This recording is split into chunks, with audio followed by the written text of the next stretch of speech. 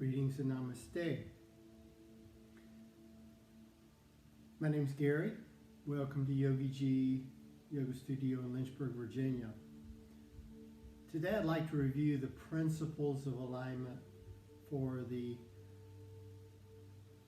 Chaturanga Dandasana, four-limb staff pose that's used during yoga practice in a sun salutation. This is one of the more difficult sequences for many students because of weakness in the shoulders and improper alignment of the body.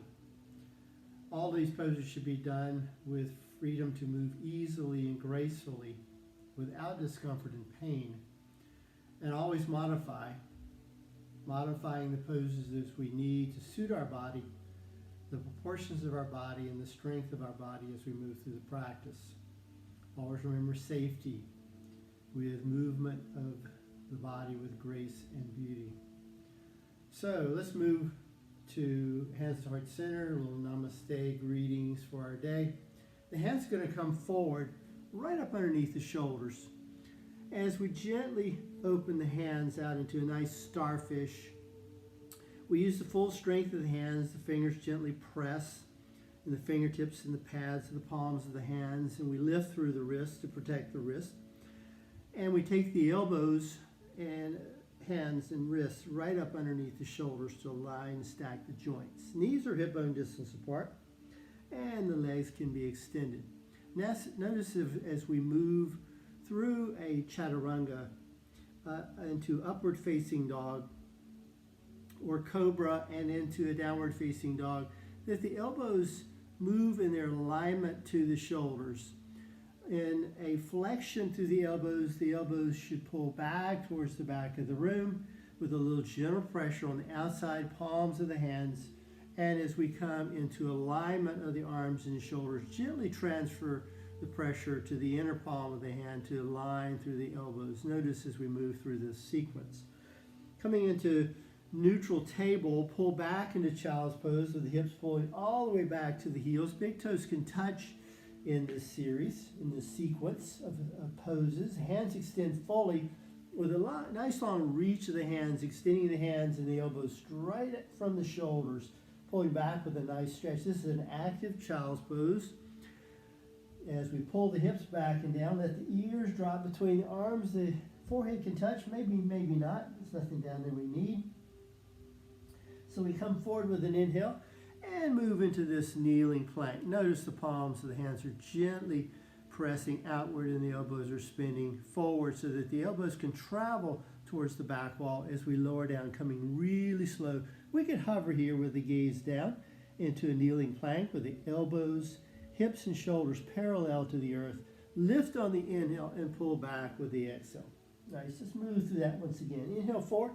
We're going to come all the way down this time, traveling all the way down, hovering with the elbows, hips, and shoulders parallel to the earth, and then easing down, all the way down, releasing and lengthening all the way down. Elbows pull the back of the room, coming into a cobra with a little roll back of the shoulders, pulling the shoulders up and back, and moving the shoulders away from the ears. Hands can press down.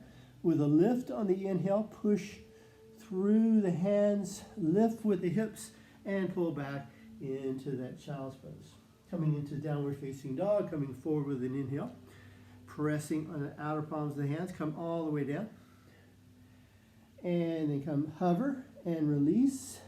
Shoulders pull back and down as the elbows pull the back of the room, lifting with the hip. Curl the toes up under and lift the hips up and back into a downward facing dog. Take a little walk with those dogs.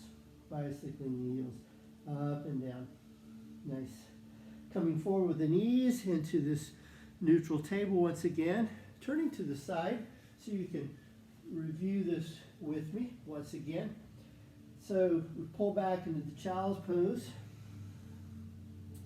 Big toes touch, knees hip bone distance apart. Extend the arms with the elbows lifted. The hands are extended. Active child's pose is a big stretch from the hips down the back, through the shoulders, into the hands. Fingers are splayed, widen apart. Coming forward with an inhale and ease down into this kneeling hip series with the elbows, hips, and shoulders easing into this half series, kneeling half series plank, and releasing all the way down. Shoulder rolls to pull back, and then lift up and back into that child's pose. In the next series, we'll do full plank, coming forward with an inhale. Curl the toes up under, push through the heels, lengthen with a little roll up to the tip of the toes. Notice the forearms are perpendicular to the earth as the elbows come by the rib cage, flipping the toes, pushing the heart up, gazing up, lifting up with the chin. And then flip those toes, take a downward facing dog, lifting hips up and back, and walk those dogs once again. Nice. Coming through the full half series with full alignment, realizing that the elbows are extending and flexing with the shoulders working through the strength of the shoulders. Inhale, exhale, Chaturanga. Inhale, upward facing dog, Urdhva Mukha Svanasana. And curl the toes up under, downward facing dog, Adho Mukha Svanasana. Pulling the ears between the arms, push through the heels, and lengthen through the back of the legs. Gazing between the feet. Taking a nice forward plank and lowering the knees. Very nice. Finding our way back to the top of the mat, facing forward towards in Vajrasana or Thunderbolt pose, just finding a nice comfortable position to say greetings for our beautiful day. The light in me honors the light in you. Namaste.